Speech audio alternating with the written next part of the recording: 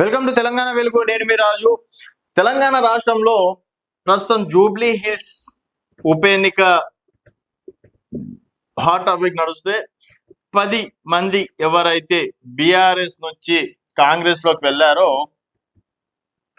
ఈ 10 మందికి నోటీసులు స్పీకర్ గారు ఇవ్వడం అనేది జరిగింది.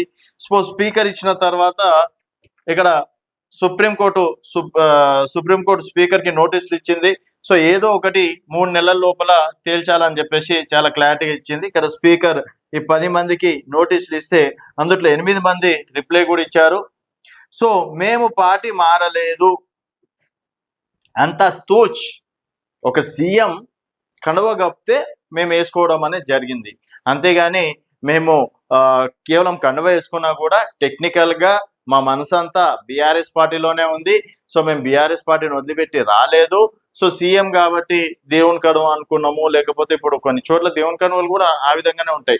సో ఆ విధంగా కనువ వేసుకున్నాం అనుకున్నాం, కానీ ఇది కాంగ్రెస్ కనువ అంటే అసలు మేము కప్పుకునే వాళ్ళమే కాదు. సో ఇది ఎక్కడ లెక్క, మేము అసలు పార్టీ మారలేదు అని చెప్పేసి స్పీకర్ కి ఒక 8 మంది చెప్పుకున్నటువంటి మాట.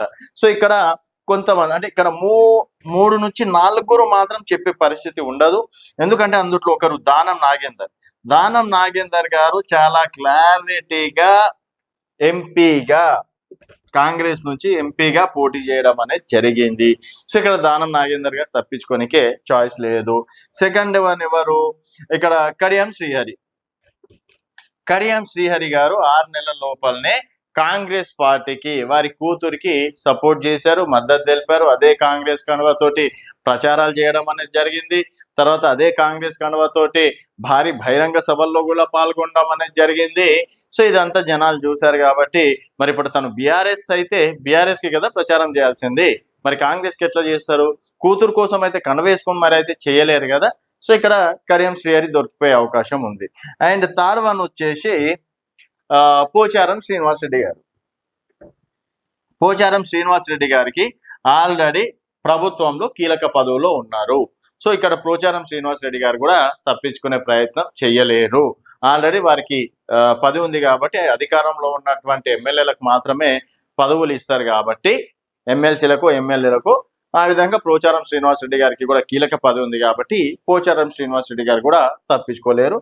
అండ్ 6 నెలల ముందే భద్రాచలం ఎమ్మెల్యే కూడా పార్టీ మారడం అనేది జరిగింది. సో వీళ్ళ మాత్రం చాలా క్లారిటీగా కండువాలు వేసుకొని ప్రచారాలు చేసినటువంటి ఫోటోలు వీడియోలు అన్ని ఉన్నాయి. సో రేపన్నాడు సుప్రీంకోర్టుకి కూడా వెళ్ళొచ్చు.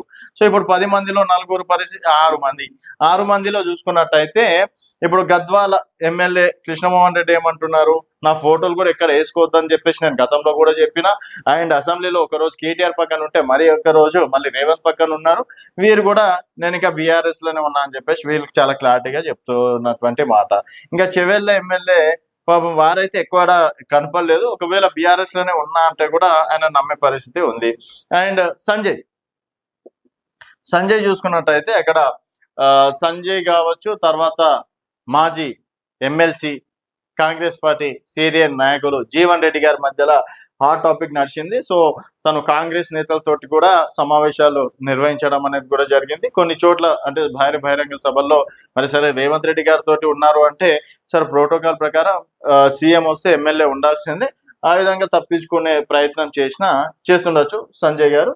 సో దాదాపుగా 5 మంది మాత్రం ఒకవేళ మేము బీఆర్ఎస్ లోనే ఉన్నామంటే కూడా నడుస్తుంది అనుకుందాం. ఒక 5 మందికి మాత్రం కొంతవరకు పదవి గండాలు ఉన్నాయని చెప్పేసి కూడా చెప్పుకోవచ్చు.